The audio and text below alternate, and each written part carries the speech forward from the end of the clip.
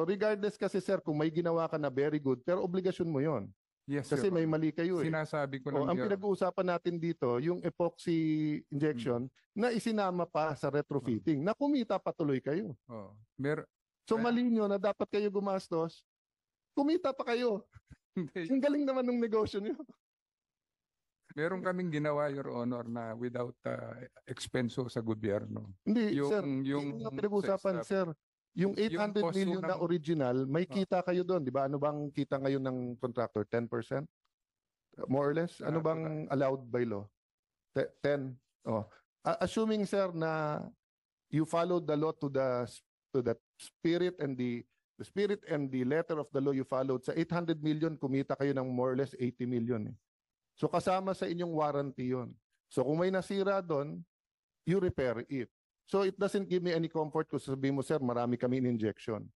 Di ba? Ang punto, nasira, dinagdagan pa ng 400 billion, bumaksak pa rin.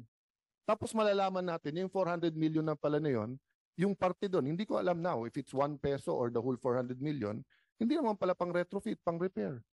Thing. Yes or no? Bali, sir, yung po kasi request ko ay hindi na pondohan po. Hindi.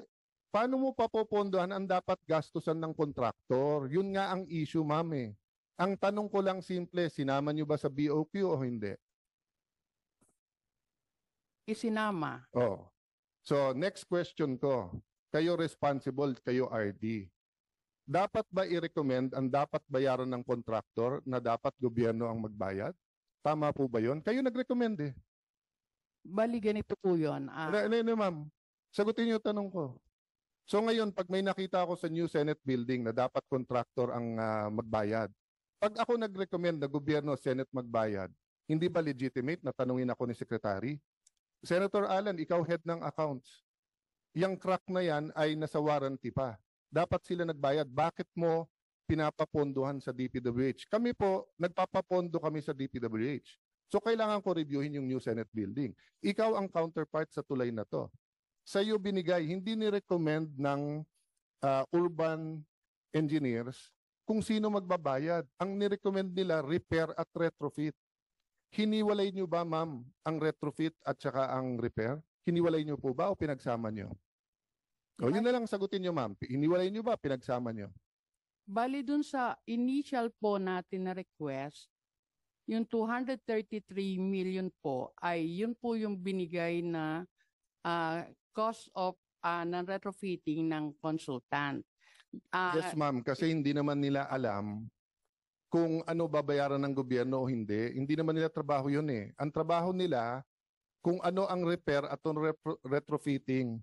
Ang trabaho ng RD, gawin yung BOQ, ihiwalay yung hindi dapat bayaran ng gobyerno at ilagay yung babayaran ng gobyerno. Kaya hindi sila tinatanong ko, kayo po.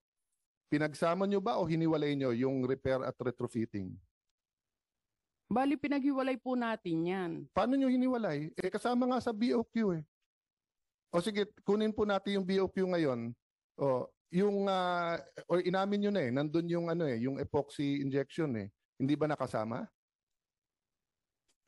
Hindi ko nga po matandaan kaya. Sinabi nyo na kanina kasama eh. Oh. Ito po yung BOQ. Oh. Number 21, epoxy injection, 687,000.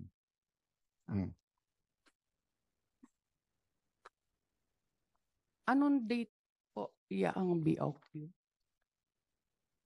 Contract of agreement to, May 24, 2023.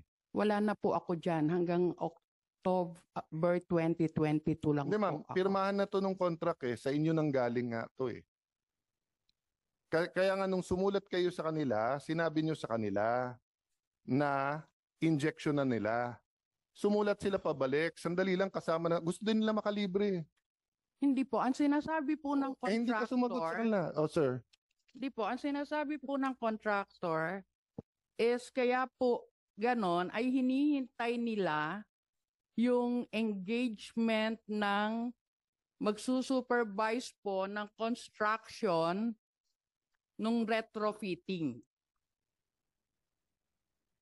Ma'am, unang-una, binasa ko na yung sulat nila. O, ito, sulat nila ha. Ulitin ko po ha. Ayan. yung sinasabi mo yung last paragraph, ay yung second to last, pinipili nyo yung pabor sa inyo eh. Moreover, it would be more appreciated if the foregoing will be undertaken with the presence of the third party. Yun ang binabanggit nyo. Binabanggit ko po nandun sa ibabaw, Item 6383, epoxy injection, which applies to the foregoing crack repair. Pati siya, agree siya repair, was already incorporated in the final contract drawing, retrofitting plans. Mismong ito lang na ebidensya na to, nagaling na sa kanya, sir. Sinama nyo, sir, yung repair sa retrofitting. Ang retrofitting, gobyerno dapat magbayad, sir. Ang repair kayo dapat magbayad, sir. Your Honor, So, kikita pa kayo sa repair. Kasi babayaran kayo tapos may tubo pa. Your Honor, kasi ni-recommend ho nung third party. Nirecommend nila na i-injection. Yes, Your Honor. Wala silang kilalaman sa recommend kung sino magbabayad. Kasi Your Honor, yung cost ho nung crack na yon ay dahil sa design flaw po. O, Kaya- pag design flaw po, edi yung designer ang hahabulin ng DPWH, hindi ba? Pwede Oh. hong ganun, Your Honor. Mr. Abinales, ang rinig ko sa inyo kanina, it's because of both the design and construction. Do you stand by that testimony? Yes, sir. So sir, you're interpreting a design and construction sila. Yung sinabing hinati kaya bumuka. Kayo yung nagbid, umuo kayo. So the smart thing to do was for you to hire the designer nung kinuha nyo yung phase 1, hindi nyo ginawa. So nung nagkaroon ng flaws at saka ng defect, cargo nyo yun. Your Honor, kaya nga ho nagkaroon ng retrofitting, Your Honor. No, Dahil- hindi natin pinag-uusapan dahil yung- sir ang repeating eh. Pinag-iusapan natin repair. Repair. Sir, yung dating design kasi ni-review ng third party, sir.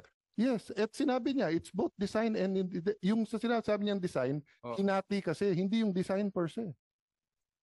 Hindi yung design per se. Kasi may dati hong design, Your Honor. Tapos ni-redesign ho nung third party. Na ibig No. sabihin yung The una ho, designing of the third party was after the first Ah. 800 million na may problema. Sir, ito, ma'am. February 24, 2022, sulat ni Jaime Catolos Jr. In view of this, may we seek your legal opinion regarding the use of government funds in upgrading and retrofitting this particular project, which is still within the liability period and not yet accepted by DPWH. Mismong kasama po nyo, had the smart enough to write attorney Herridge Kevin De Leon, Right of Way Division. Kasama nyo na. Mamaya makikita mo yung COA agrees. Bali, ito yan eh. When I wrote the department dun sa January 7, 2021 about the funding for the retrofitting, ang premise po natin dun is that one of the bridges that was selected with regards dun sa assessment of the DPWH dun sa yung major projects, bridge projects, nag ano po ng ito, babasahin ko na lang po. With the implementation of the 215 DGS design guidelines, criteria and standards, the DPWH through the Bureau of Design conducted an assessment of some major DPWH projects that were designed. Huwag nyo kabilituhin kasi wala namang question na may review at walang question na kailangan ng retrofit sa 2015. Pero sa kahaba-haba ng sulat nyo, doon na lang sa dulo nyo binanggit yung 2015 eh. Lahat ng sulat nyo was the defects in the 800 million. Kaya ang question ko, ba't nyo pinagsama yung dalawa?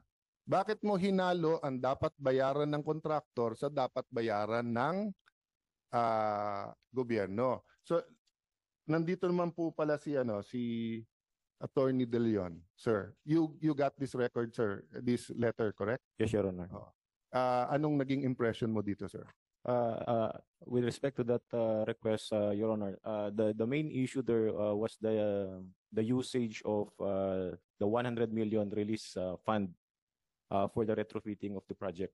Because ang nai-request po una diyan initially yung 233 po na binabanggit po ni RD, hindi po 'yun na fully funded. Ang napondohan po doon is 100 million, but the name of that particular fund is not retrofitting but rather replacement of permanent weak bridge. Yes. Pero that's why Jaime Catulos, the Chief Planning and Design and Chairman ng BAC, nakita na niya na pinaghalo kasi yung repair at saka yung retrofit. Nakita na niya eh. So regardless yung 100 fund, kasi hindi pa nagkasya yung 230 plus, nag-request ng additional. Hindi yun yung issue. Yung issue, hindi pa nga natin-turn over eh. May nakita na nga ang problema eh. Di ba? So hindi to case ng prinito sa sariling mantika. Case to na prinito sa sariling mantika, nag-complain, dumagdag pa ng pondo, siya pa rin nanalo, kikita pa siya sa sarili niyang dapat ginawa. Di ba yung 233 may ano din yon, may profit? Oh, hindi naman yon purely repair. Profit pa rin yon, di ba? Oh, so sa dapat niyang ginawa, yung epoxy, di ba?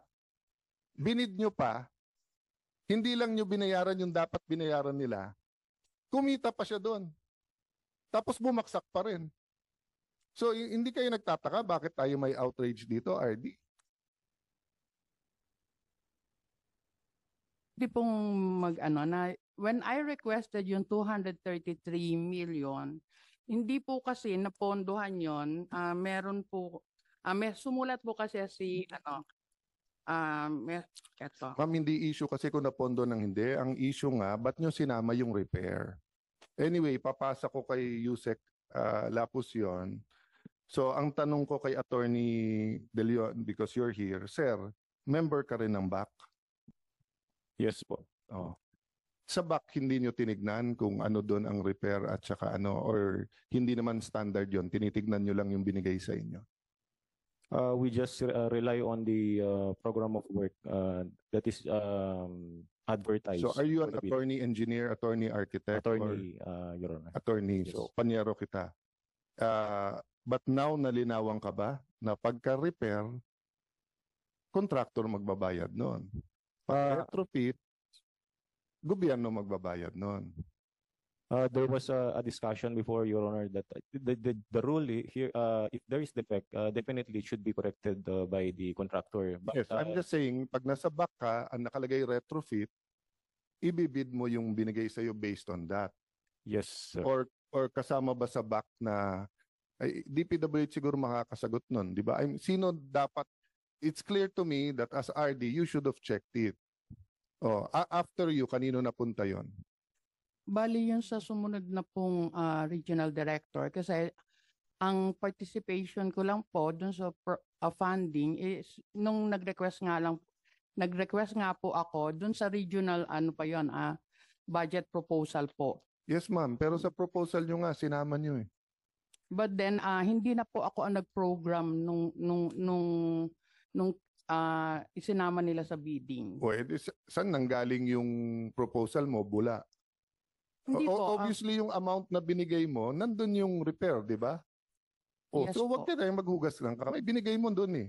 So kahit na nag-final costing sila later, nilagay mo na dun eh. Pero ang ano po natin at that time is i-determine nga po, which is kasi nga po kaya natin sinulatan ng contractor. You don't need to determine at that time. At that time, you already knew which one was repair and which one was retrofit. You never. It was at the dulong stage. I will show the timeline next hearing, Mr. Secretary. From the start hanggang sa dulo, pati sa mga sulat nyo kay Yusek Yabut, Yusek Cabral. It was only in, what date did they show that? It was only sa dulo that you suddenly mentioned 2015. Doon nyo lang binanggit yung yung retrofit dahil sa bridge code. Lahat ng sulat nyo ay pwede ko itambak ngayon. Lahat ng sulat nyo was about the defects. And even yung sa urban engineers. Kahit sinong engineer makikita doon kung ano yung repair at ano yung sandali lang may bagong bridge code, eto i-retrofit natin. And even that may nakakalito doon at kailangan nyo pa rin mag-meeting. Di ba? So, hindi, again, Secretary, iniimbestigahan nyo pa bakit bumagsak. Di ba? Pero intimately related to eh. Bakit tayo pumayag na sunod-sunod na ganun? May I ask the question dyan just for the record? Who knew or did not know about the defects? What slide? Page 5, no? Page 5. Just so that we can put it on the record. Oh. Yusek Yabut, you knew that there was defects, no? You said na dun sa meetings, di ba? Correct, sir. Okay. Ma'am Cabral, did you know or no?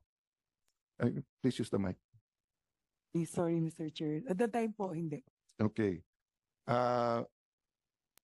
Attorney De Leon, did you know that there were defects? Defects ha, hindi yung retrofit. Yes, Your Honor. Oh. Okay. So you have Yusek Pai, you have Attorney De Leon, you have RD Malaluan, sir. Only Yusek Cabral who did not know. But everyone else knew that there were defects. Pero nabid pa rin natin yung repair. So, problema. So, sir, siguro nakikita mo ngayon. I mean, kilala ko si Yusek Cabral, kilala ko si Yusek.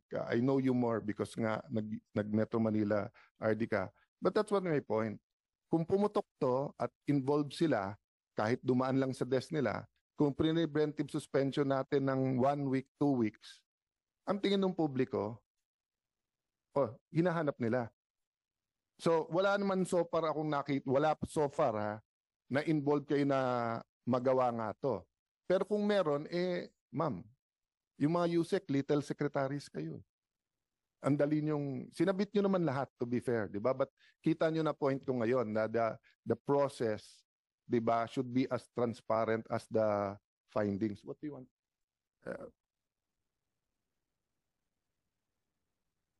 Sir, ibibilugin ko lang para may lead din si Yusek Lapus at kayo, no?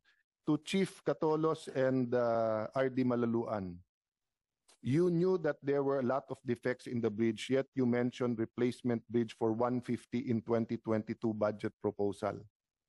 Tama? You knew that there were a lot of defects in the bridge, yet you mentioned replacement of bridge for 150 million in the 2022 budget proposal. Tingnan sa slide 37-38 para mas malinaw.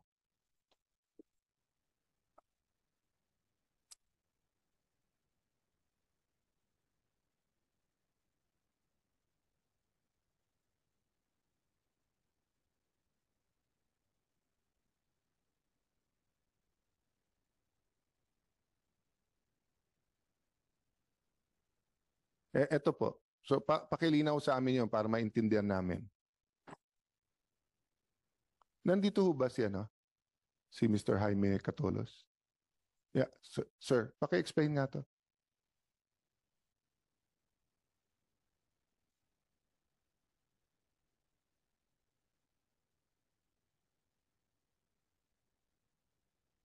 Ano yan pinopost nyo, magkano, at anong basis nyo?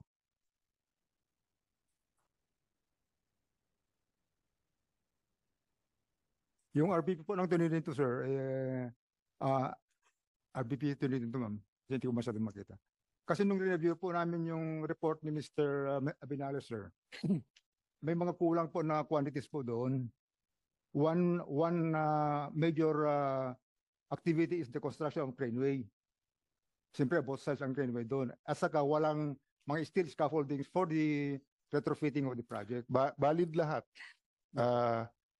Kaya ko lang sinasabi yung epoxy injection kasi malinaw yun eh. Pag may binanggit akong iba, we can all argue, di ba Mr. Secretary, lalo kung mga ibang materials, we can argue if that's for the repair or retrofitting. But babalik tayo dun sa question.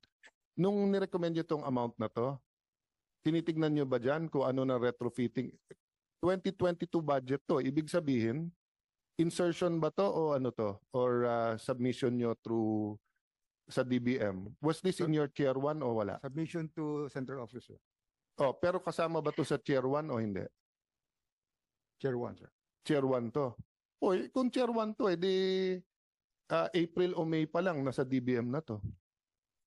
Di ba? Hindi po. Kailan ba kayo nagsasubmit ng Chair 1 nyo sa DBM? Ito po, normally, June? historically, mga ganyan. O, June. O, June 2021. Pero, yes sir. Oh. But, hindi, incomplete pa ho yun pagka sinasabit namin. So, Wala this pa. could have been sa BICAM. Actually, ayun. Anyway, take a look at it. Ang point ko lang po is that you asked for the amount pero hindi nakahiwalay dyan kung ano ang repair at ano ang retrofitting.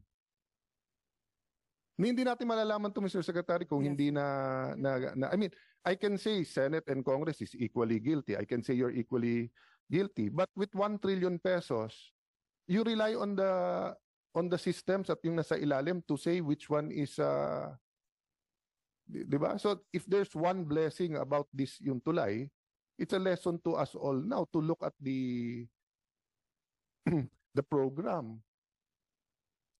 Kaya doon ako doon talaga ako doon ko dinadala sa epoxy injection eh. Kasi walang magsasabing pang retrofitting 'yon. Hindi pang strengthen 'yon eh. 'Di ba? Hindi pang enhance 'yon. May mali nga kaya aayusin mo. Oh. RD Malaluan, at any point in time, did you recommend na kasuhan yung gumawa ng design at singilin siya?